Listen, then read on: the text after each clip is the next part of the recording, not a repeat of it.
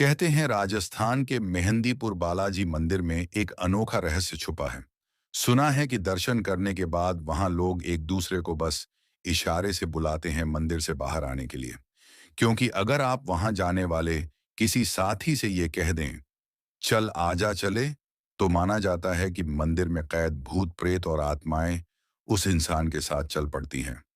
ऐसा ही कुछ हुआ था चुरू के पास एक गांव में रहने वाले अमित जी के साथ। उन्होंने हमें वो सब बातें बताई जो उन्होंने वहां उस वक्त देखी, या यूं कहें झेली थीं। इस बात का सच जानने के लिए कहानी को पूरा सुनिए, और अगर कहानी अच्छी लगे तो वीडियो को लाइक करें, और ऐसी ही सच्ची घटनाओं पर आधारित कहानियां सुनने के लिए चैनल को सब्सक्राइब कर लीजिए। तो चलिए, ज्यादा समय ना लेते हुए अमित जी की कहानी शुरू करते हैं। रात का समय था। मैं और मेरा दोस्त राजेश मंदिर जाने की तैयारी कर रहे थे। रास्ता घने पहाड़ों और अंधेरे से भरा था। जैसे तैसे कर हम मंदिर पहुंचे। वहां जाकर हमने पूजा की, माथा टेका। सब कुछ ठीक लग रहा था। हम मंदिर से बाहर निकल ही रहे थे कि तभी मेरा फोन बजा। घर से कॉल था। मैंने घर वालों को बताया कि सब ठीक है। फोन रखते ही राजेश ने आवाज दी, चल आजा चले। और कितना टाइम लगेगा यार? जैसे ही ये शब्द उसके मुंह से निकले, अचानक मुझे लगा जैसे पीछे से ठंडी हवा मेरे कानों को छूकर गुजरी हो। मैं सिहर उठा।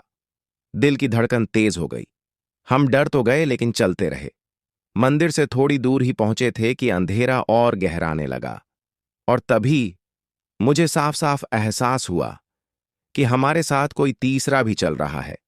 उसके कदमों की आहट धीमी मगर बेहद भारी जमीन पर गूंज रही थी। हम दोनों ने बार बार पीछे मुड़कर देखा, लेकिन वहां कोई नहीं था। हम दोनों समझ गए कि कुछ सही नहीं है। डर के मारे हमने तय किया कि वापस मंदिर की ओर ही लौट चलते हैं।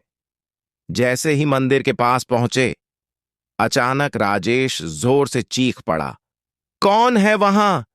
मैंने तुरंत पीछे मुड़कर देखा और मेरी आंखें फटी की फटी रह गईं। सफेद धुंध में एक परछाई खड़ी थी। उसका चेहरा विकृत, आंखें जलते हुए अंगारों जैसी। मेरा गला सूख गया। तभी मुझे मेरी मां की कही बात याद आई। उन्होंने जाते वक्त चेतावनी दी थी, वहां आत्माएं हैं जिन्हें बालाजी महाराज ने मंदिर में कैद कर रखा है, और अगर कोई भूल से चल आजा चले कह दे तो आत्माएं उसे अपना साथी मान लेती हैं और उसके साथ चल पड़ती हैं। ये सुनकर राजेश का चेहरा बिल्कुल पीला पड़ गया। उसके होंठ कांप रहे थे, जैसे कुछ कहना चाहता हो, लेकिन आवाज गले में ही अटक गई। पर कहते हैं ना, बालाजी अपने भक्तों की हर हाल में रक्षा करते हैं। अचानक मंदिर की घंटियां गूंज उठीं। हनुमान जी की आरती शुरू हो गई। वो भयानक परछाई धीरे धीरे धुएं में बदलने लगी और फिर मंदिर की दीवारों में समा गई। मैंने राहत की सांस ली, लेकिन राजेश अब भी सुन्न खड़ा था। उसकी आंखों में वही डर भरा था। उसी वक्त वहां के एक बुजुर्ग पंडित जी आए और बोले, क्या हुआ बेटा?